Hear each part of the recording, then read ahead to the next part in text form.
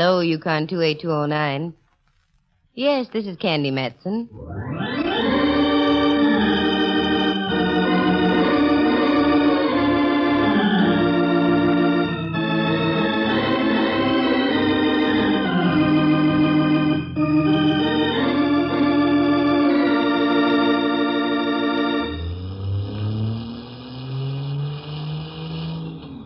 Come on, Mallard. Stop pouting. Enjoy yourself. It's earlier than you think. Monterey at Christmas time is delightful. Carmel is most enchanting. Salinas I enjoyed. But to haul us way over to some unexplored cannibal country is too much. Did you hear that, Rembrandt? Cannibal country, he calls it. Mallard, me boy, this may come as a shock, but San Juan Bautista was founded by the Franciscan Fathers in 1797. I remember it as though it were yesterday. Don't let him bother you, Ducky. Mallard can't stand this wonderful air. He misses the gas fumes of the big city. That's not that, Candy, but I do want to get back. Relax, Max. You had a chance to take 2 days off, so make the most of them. What's the name of this town again? San Juan Bautista. You'll love it, Mallard, dear, really. The mission, all the old buildings still standing. Oh, you'll adore it. Honestly, you will. Look, Rembrandt, old friend, I may like a thing, but I'll be hanged if I'll adore it. As you will, minion.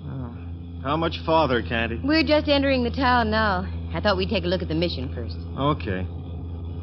Hey, this is a cute little town at that. That's my boy. I knew you'd warm up once I got you over here. You know, strictly from a police angle, you might be interested in knowing that Joaquin Murrieta visited here more than once.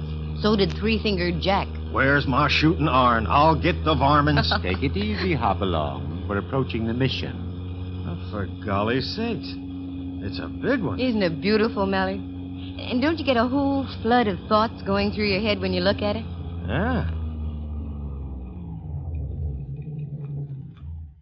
With a little imagination, one could almost see the native Indians walking back and forth, coming into town for the evening vespers. I only hope the mission's open. Well, let's find out. Good idea. I think I see one of the fathers around the front, Candy. You can ask him. Thank you, Ducky. Yes, let's go.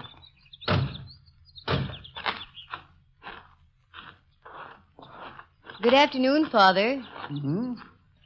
Oh, good afternoon, young lady. Can you tell me if the mission is open this afternoon? Oh, yes, most certainly. Do forgive me if I appear somewhat startled. I was picking these red berries, and I failed to hear you drive. I'm sorry, Father. Oh, that's quite all right. I fear my thoughts were wandering. Pardon me, may I introduce Mr. Watson? How do you do, Father? And this gentleman is Lieutenant Mallard. How are you, sir? Lieutenant? No, not military, Father. I'm with the San Francisco police. The police? No, Father, we're not here on business. I was wondering. I thought for a moment that Father Philip might have reported me. Reported you? For what, Father? At lunchtime, I made a frightful mistake. By error, I ate his apple. Right under his very nose, too. Oh, pardon me. I'm Father Paulino. I'm very happy to know you, Father. My name is Candy Matson. I have some free time. I would be pleased to show you about. May I? We'd be delighted, Father Paulino. I think we can start with the yard. It gets dark so early this time of year. Father Paulino! Father Paulino! Why, it's Miguel Torres. What could be wrong? Oh, Father Paulino, it is there. Miguel, my son, what is it? What has happened? Oh, the most awful thing you ever hear of. Vicente, he just shoot himself. Merciful heaven. Is he badly hurt, Miguel? Oh, I think he is dying, Father. No. The poor boy. Where is he? At his house. Excuse me, Miss Matson. I must leave immediately. Would my car be of any help, Father? The car. Yes, thank you.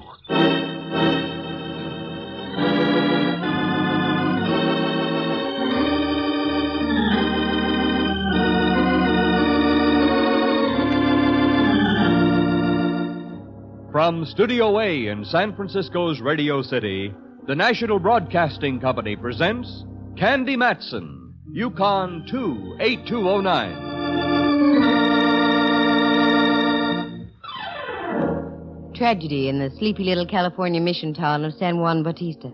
But it wasn't the first time. If you look around the side of the mission, you'll see that the place marks the mass grave of 12,000 Indians who died in a smallpox epidemic years ago. San Juan has seen knifings, too, and other shootings. It had lived a rowdy life in the dim years gone by, and obviously the rowdiness was still alive in a minor sort of fashion. We got in the car, and with Miguel directing us in broken English and Latin gestures, we made our way out on a dirt road about 3 miles outside of town near the granite quarry. We finally pulled up in front of a one-story wooden house that must have been built before the turn of the century. We went inside, and there was the prone form of a Mexican boy of about 21 or 2. There he is, Father. Is he all right? I don't know, Miguel. I'll have to see. He's gone, isn't he, Father? Yes. May his soul dwell eternally in peace. He is dead? Miguel, listen to me. His flesh is cold, yes, but his soul still lives. Do you understand what I'm saying, my son? Yes, Father Paulino. Wait a moment. Mallard. Look. Here, where he was shot. Well. If Vicente knocked himself off, he certainly did it the hard way. You're not kidding. Miss Matson, would you mind very much if we brought the body back in with us to the mission? I'm afraid we can't, Father. Would you step over here? I have something to tell you. Certainly, Miss Matson. You wear a look of concern. Is there something wrong? I'm afraid there is, Father Paulino. What do you mean? Well, it looks very much as though this wasn't self-inflicted. What? You don't mean that... Miss Matson, are you sure of what you're saying? Reasonably so, Father. You see, a gun held at close range leaves powder marks. Vicente's wound is as clean as a whistle. Well, I don't know what to say. I'm sorry, Father, but that's why we can't remove the body. We'll have to call the sheriff's office in Hollister. Can you tell me where I can find a phone? Yes, there's one at the mission. If you don't mind, I'll stay here. I have work to do.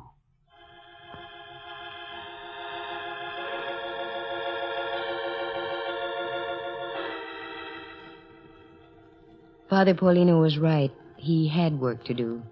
The ecclesiastical kind. And he did it in a simple and impressive way. San Juan Bautistat, with a population of a little over 600, and we run plop into a murder. Mallard said he'd go back to the mission and make the call, and left. 45 minutes later, the undersheriff of San Benito County drove up with Mallard. He asked the standard questions, but learned nothing. We went over the house with a fine-tooth comb, but we came up with a blank. There being nothing else to do at the moment, the men put the body in the sheriff's car, and he drove back to Hollister, and we returned to the mission. Would you care to take a stroll about the gardens, Miss Matson? It's most peaceful. Makes a wonderful place for clear thinking. Well, yes, Father, I'd love to. Mallard? You go ahead, Candy. I promised the sheriff I'd take a look around town for him. Oh, sure. Want to come along with me, Rembrandt? Yes, I believe I will. If you don't mind, Candy. No, not at all. One thing before you go. You will be my guests for dinner, won't you? That's most gracious of you, Father. What do you think, Candy? I think it would be charming. Okay. We'll see you back in a little while then. This is a tragic thing, Miss Matson. Vicente was a splendid lad and a good Christian. I know how you must feel, Father. I never could understand why there must be things of this sort in the world. Not only between individuals, but countries and nations as well. It is hard to comprehend. The more I try to reason, the more confused I become. About Vicente, Father, who do you suppose could have done it? I don't know. I really don't. How about Miguel? What? Oh, no, Miss Matson. Why, he and Vicente were like brothers. Brothers sometimes quarrel, you know. Not in this case. Miguel is a good boy. Why, he works here at the mission. You'll pardon me, Father, but in my business I find I have to be doubtful at times. What is your business, Miss Matson? I'm a private investigator, Father. How very curious. Yes, I suppose it is, but in a sense, you're a policeman too, Father. I? Yes. You police the soul, don't you? Ride herd on the thoughts and actions of men? Why, yes. I'd never thought of it that way before. Yes, in a sense, I suppose I do wear a badge. I wear the badge of righteousness, the star of God.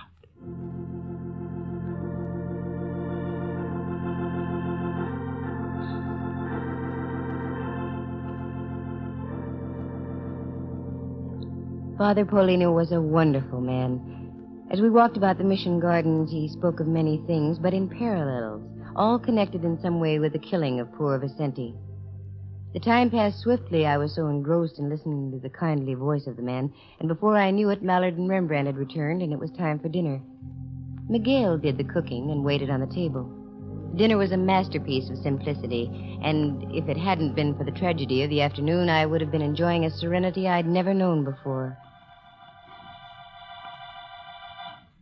Did Vicente live out there all by himself, Father? Yes, the house belonged to him. He's a descendant of one of the original families of San Juan. His great-great-great-grandfather owned one of the largest ranchos in California.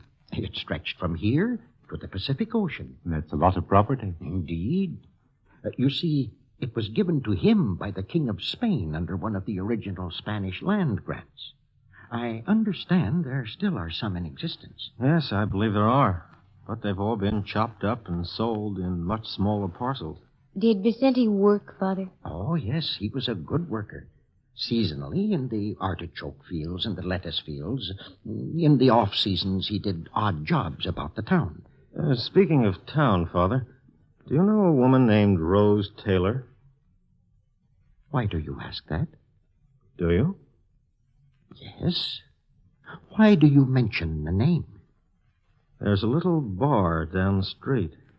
Yes, I know. The frailties of mankind. The fellow who runs the place says there's been talk about Vicente being kind of loco over the Taylor girl. I'd heard something of the sort, too. I was going to speak to him about it on Sunday. How long has she been here, Father? She arrived about 2 months ago. I'm afraid she's been a disturbing influence on our little village ever since. Did you talk to her, Mallard? No. Where does she live, Father? In a small cottage over on 2nd and Polk Street. I think we ought to take a little walk over there, don't you, Mallard? Right as rain, Cupcake. I dropped by her place before dinner, but she wasn't in. Oh, you know where it is, then? Mm-hmm. Good.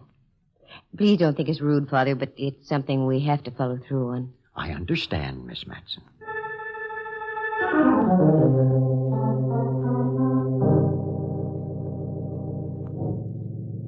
We got up from the table and went outside the mission. We pulled our coats closely about us, and little jets of steam came from our mouths as we breathed the crisp evening air. We'd only gone about a dozen steps or so, and we were stopped by a voice from behind. Please, Senorita Matson, senor. Huh? Why, it's Miguel. What is it, Miguel? Something wrong? I hear you talking inside. You are going over to see Senorita Taylor? That's right. Oh, please, no. The Senorita Taylor, she is a good girl. She would not to hurt anyone. That's not what Father Paulino seems to think. Oh, the good father, he does not know much about the outside. All his life, he live in the mission.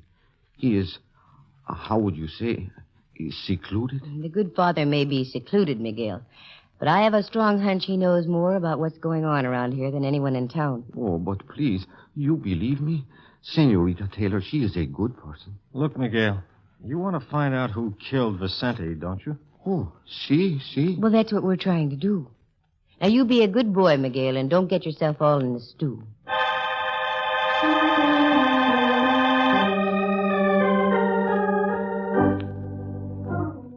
We left Miguel and walked over a couple of blocks to 2nd and Polk Street. We found the cottage and saw a light in the front window. Mallard knocked. And what opened the door would have been a delight on any movie screen, if you like your beauty the hard way. Rose Taylor, it was obvious, could raise an awful lot of havoc with the local swains. Something you wanted? Yes, we'd like to talk to you for a moment, if you don't mind. Yes, I do mind. I'm kind of busy. I'm sorry, Miss Taylor, but you'll have to unbusy yourself. This is the police. Police, always the police. Why can't you let me alone? You've been in trouble before? Nothing serious. Might be this time. You know a kid named Vicente? Yeah, I heard what happened. These crazy kids.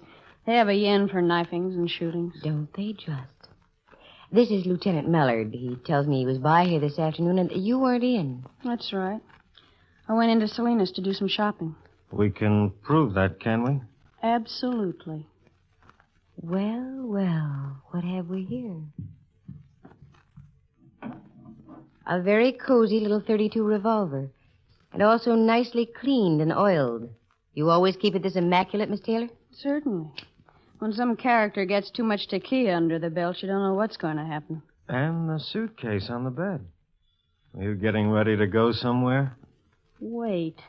If you're trying to make out that I knocked off Vicente, you're just whistling Dixie in 4 flats. Look, a telegram. If you'll take the time and the courtesy to read it, you'll find that my sister in Los Angeles is a very sick girl. I was going down to spend a week or so with her.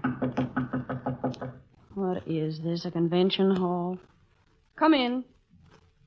Buenas noches, senorita. Miguel, beat it. I'm busy. I am sorry. I am sorry. I have a message for Senorita Matson and for you, senor. Father Paulino sent me. A message? What is it, Miguel? The sheriff in Hollister just called on the telephone. He said to tell Senor Mallard that the bullet that killed Vicente was from a .32 caliber gun.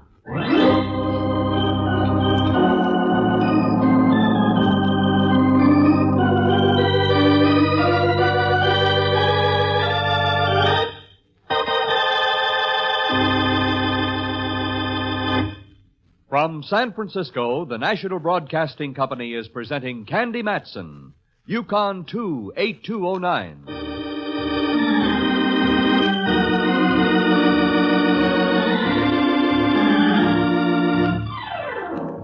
Well, now, a .32 slug had killed Vicente, and Miss Taylor owned a .32 gun. It looked practically tailor-made. However, I've seen coincidences like this before that have gone up in thin smoke. Mallard plucked the rose and asked her to return to the mission. And right there, I got me a king-sized idea. I excused myself, went to the little bar, and from the owner, I found out where the local banker lived. 5 minutes later, I was in his living room talking to him, a gentleman named Banta.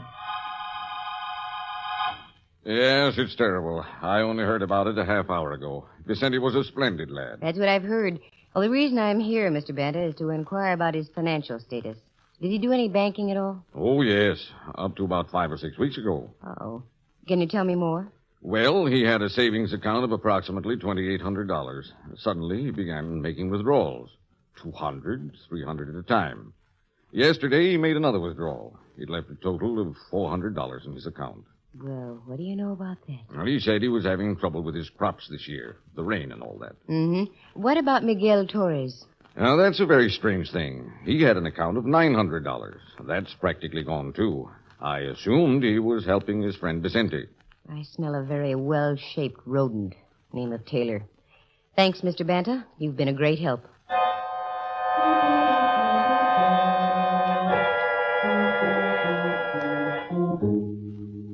Things seem to be taking shape.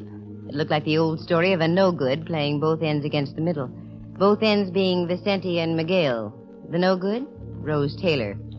Scattered pieces of the puzzle were beginning to fall in place. Father Paulino. At first I couldn't believe it. And I wondered what his reaction would be. Next step, the bartender at the village pub. I walked in and caught him at a good time. The place was empty. Good evening. What can I do for you? A package of cigarettes, please. Sure. How are these? No, the others, if you will. All right. Thank There you are. Anything else?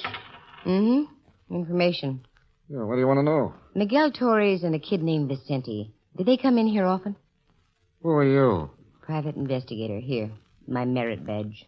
Yeah, that's a new one, a lady cop. Ah, the world is ever-changing, Buster. Now the answer. Yeah, they used to come in about once a week. Usually on Saturday nights. Drink much? Nah, good kids, both of them. When were they in here last? Well, let's see. Yeah, night before last. Any arguments? They're so soft-spoken, those kind of guys, it's hard to tell. But now that you mention it, I think there was a bit of a rhubarb going on. Who was taking the lead? Torres. I gather he was sort of griped about something. Not too loud, not much fire. That's when it gets dangerous. And they weren't drunk. Nope. And I can spot a lush at 40 paces. They each had a beer and left. Thanks, mister. Here, buy yourself a cup of Christmas cheer. Well, thank you.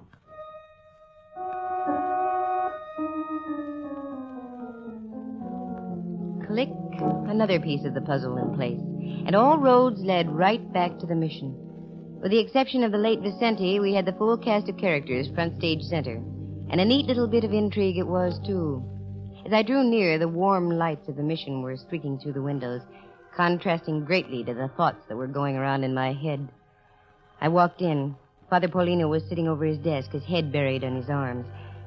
Mallard was leaning back in a chair watching Rose Taylor, who in turn was smoking a cigarette and pacing the room. Rembrandt was reading a copy of the National Geographic. All heads snapped to me as I entered. Hi, Cupcake. Have fun? Of sorts. What's new here? Oh, waiting for the sheriff from Hollister. He's going to book the Taylor lady on suspicion of murder. That way he can hold her. I think I have somebody else for him to hold. Father Paulino? Yes, Miss Matson. I think you know what I'm about to say. Yes. Yes, I think I do. Where is he? In the next room. I'll call him.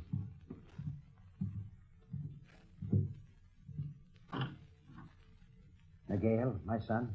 Si, Padre. Come in here, please. Si. Miss Matson wants to talk to you. You're here in the mission now, Miguel. You're standing right under the cross. You can't lie. You killed Vicente, didn't you? Yes. Why? I love her. I give her everything I have. My love, my heart, my money, everything. She tell me that she is mine, all mine. That we will be married right here in the mission by the good Father Paulino. Then last week, I find she is also making the pretend love to Vicente. I almost went crazy. You told Vicente to stay away. See, that is right. But last night, I stand across the street from Senorita Rose's house. Vicente was there. And as they say goodnight on the front porch, she kissed him and pat his cheek, just as she did to me. And so you shot him this afternoon. With a .38. And when the sheriff called, you told us it was a .32, knowing that Rose also had a .32. See, that is right. But you will never get me for it. Mallard, Father, come on, don't let him get away. There he goes, up on that wall. Miguel, stop. You can't run away for the rest of your life. I have no life, Father. Miguel, watch out. You're going to...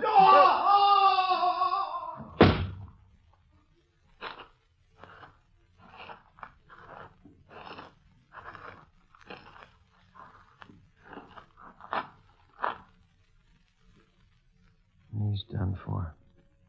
Broken back. Is the pain bad, my son? No, Father. Am I dying? Yes, Miguel. You see, I told you I had no life left. The bells, you hear them, Padre? Yes. They're ringing, Miguel. Time for the compline. You will pray for me, Father Paulino? Of course. Merciful Jesus, all-knowing, all-seeing, look down upon us this night, so close upon thine own natal day.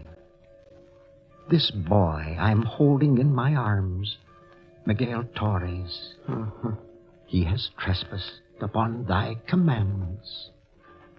In thine infinite mercy, I seek his forgiveness.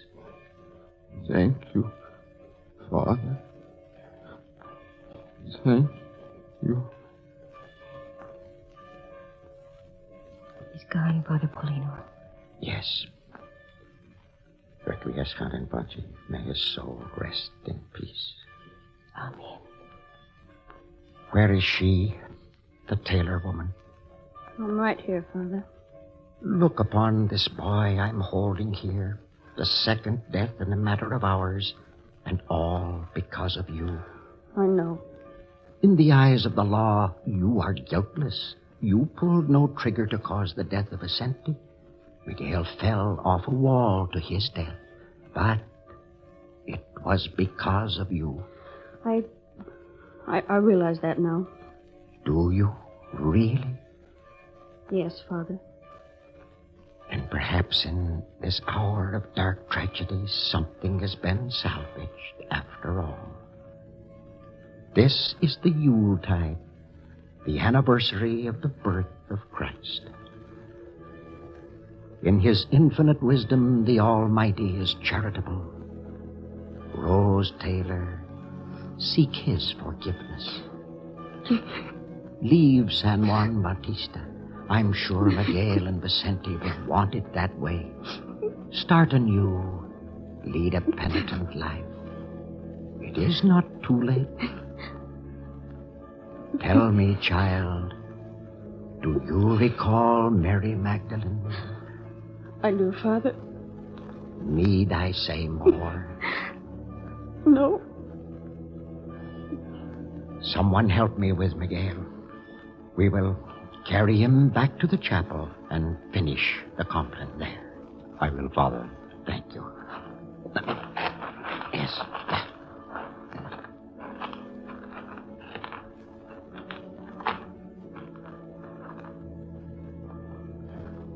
There's a remarkable man, Candy. More than you know, Mallard, dear. Peace on earth, goodwill toward men and woman. In these troublesome times, there is a brilliant, shining example of what we have to hold on to. You know, I wish there was a Father Paulino in every country of the world. We'd have more time for raising kids than for killing them. My point exactly. Come on, Mallard, dear. Let's get back to San Francisco. I have a special star to put on my Christmas tree tonight. For all the Father Paulinos that ever lived.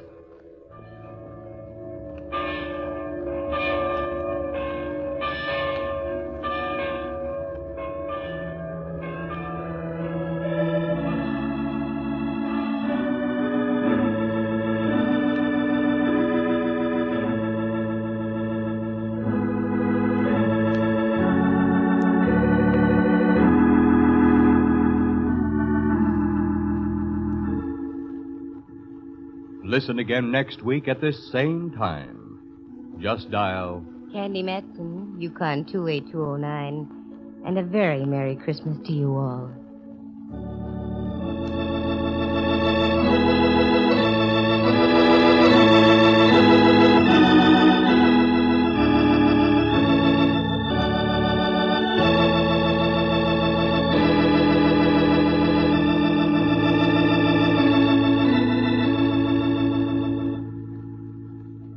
Featured in the story were Hal Burdick as Father Paulino, Lou Tobin as Miguel Torres, and Jane Bennett Carnell as Rose Taylor. Henry Leff is Lieutenant Ray Mallard, and Jack Thomas plays Rembrandt Watson. The program stars Natalie Masters as Candy and is written and directed by Monty Masters. Sound effects are created by Bill Brownell, and Eloise Rowan is heard at the organ. Our engineer was Clarence Stevens. The characters in the story were entirely fictitious. Any resemblance to actual people is purely coincidental. The program comes to you from San Francisco. This is Dudley Manlove speaking.